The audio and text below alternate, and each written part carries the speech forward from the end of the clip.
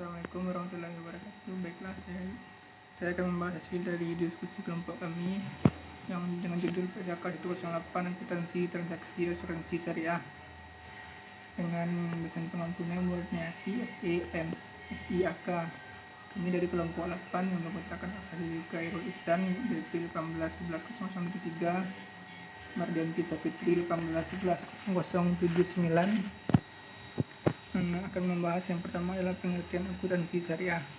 Menurut Dewan Syariah Nasional, asuransi syariah adalah sebuah usaha untuk saling melindungi dan saling tolong-menolong di antara sejumlah orang, di mana hal ini dilakukan melalui investasi dalam bentuk aset atau tabaruk yang memberikan pola pengembalian untuk menghadapi risiko tertentu melalui akad perikatan yang sesuai dengan syariah. Dalam asuransi syariah diberlakukan sebuah sistem di mana para peserta akan menghibahkan sebagian atau seluruh kontribusi yang akan digunakan untuk membayar klaim.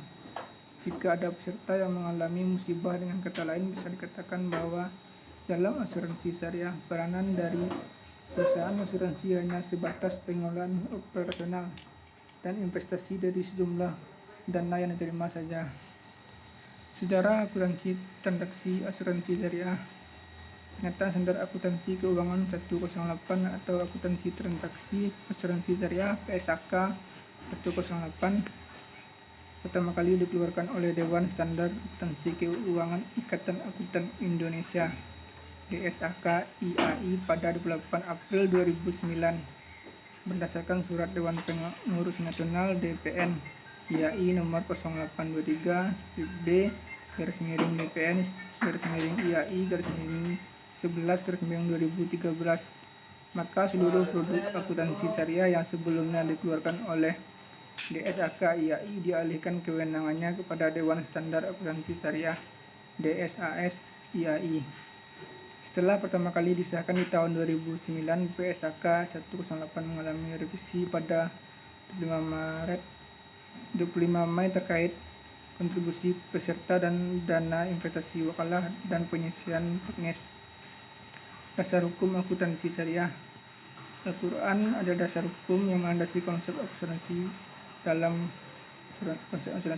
Al-Quran tertuang dalam surah Al-Maidah ayat 2 yang artinya dan menolonglah kamu dalam mengerjakan kebaikan dan takwa, dan jangan tolong menolong dalam berbuat dosa, dan bertakwalah kamu kepada Allah, sesungguhnya Allah amat berat siksaannya. Al-Quran surat Al-Maidah ayat 2.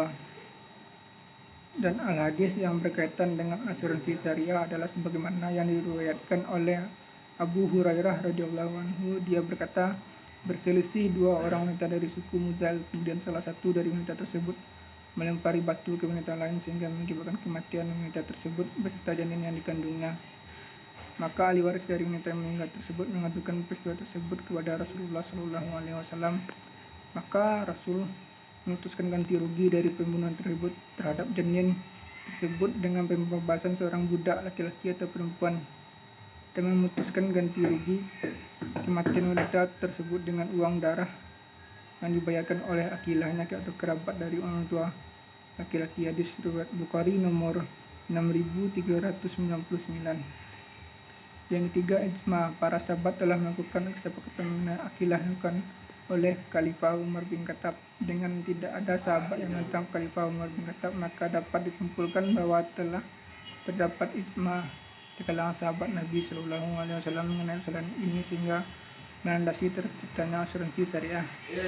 Yang keempat, fatwa Dewan Syariah Nasional Majelis Ulama Indonesia atau MUI telah mengeluarkan fatwa haramnya bunga yang ditarik oleh perusahaan asuransi. Oleh karena itu, untuk mendukung penerapan operasional asuransi syariah di Indonesia, Dewan Syariah Nasional DSN MUI mengeluarkan fatwa nomor 21/DSN MUI /10/2001 tentang pedoman umum asuransi syariah. Keunggulan dan ruang lingkup akuntansi transaksi asuransi syariah. Keunggulan akuntansi transaksi asuransi syariah. 1. Syariah memiliki konsep tolong-menolong. 2. Memakai konsep risk transfer, bukan risk sharing. Tidak mengenal istilah dana hangus karena konsepnya adalah titipan atau wadiah, lebih transparan. Yang kelima, tidak ada riba. Yang keenam, diawasi Dewan Pengawas Syariah untuk menjamin transaksi sesuai prinsip syariah. Yang selanjutnya, ruang lingkup akuntansi transaksi asuransi syariah. Pernyataan ini diterapkan oleh transaksi asuransi syariah yang meliputi 1. Kontribusi peserta, 2. Alokasi surplus atau defisit underwriting, 3. Penyisian teknis, 4. Cadangan dana baru. Transaksi asuransi syariah lazimnya dilakukan oleh entitas asuransi syariah. Entitas yang dapat menggunakan PSAK ini diantaranya adalah asuransi umum syariah, asuransi jiwa syariah, reasuransi syariah, undang-undang syariah dari entitas asuransi dari reasuransi konvensional. Karakteristik transaksi akuntansi syariah. Karakteristik dari transaksi asuransi syariah itu sendiri memiliki perbedaan dengan asuransi konvensional, yaitu konsultasi mirip di antara peserta, 2. Premi adalah milik peserta secara kolektif, 3. Prinsip dasar atau ta'awuni dan takafuli, 4. Akad tabaruk antara peserta dan tijari antara peserta dan pengelola, 5. Premi dapat berupa kontribusi atau kontribusi investasi, 6. Sumber dana terbaru berasal dari donasi, hasil investasi, akumulasi cadangan surplus, underwriting, 7. Pembiayaan klaim dari dana tabaruk. Rukun dan syarat akuntansi transaksi asuransi syariah. Menurut mazhab Hanafi, rukun kafalah asuransi hanya ada satu, yaitu ijab dan kabul. Sedangkan menurut para ulama, rukun dan syarat kafalah atau asuransi adalah sebagai berikut. Kafi orang yang menjamin, di mana persyaratan adalah sudah balik, berakal, tidak dicegah membelanjakan hartanya dan dilakukan dengan kehendak sendiri. 3. Makfulah, orang yang berpiutang. Syaratnya adalah bahwa yang berpiutang diketahui oleh yang menjamin, disyaratkan dikenal oleh penjamin karena manusia tidak sama dalam hal tuntutan. Hal ini bukan demi kemudahan dan kedisiplinan. Yang ketiga, C. Makful anhu adalah orang yang berhutang. Yang keempat, makful bih, hutang baik barang maupun orang, disyaratkan agar dapat diketahui dan tetap keadaannya, baik sudah tetap maupun akan tetap. Syarat akuntansi transaksi syariah: balik, dewasa, berakal, sudah barang tentu siap transaksi yang dilakukan oleh orang yang kehilangan akal adalah tidak sah, maka transaksinya pun batal. Ikhtiyar atau kehendak bebas, tidak bolehnya ada paksaan dalam transaksi yang tidak disukai. Yang keempat, tidak sah transaksi atas sesuatu yang tidak diketahui.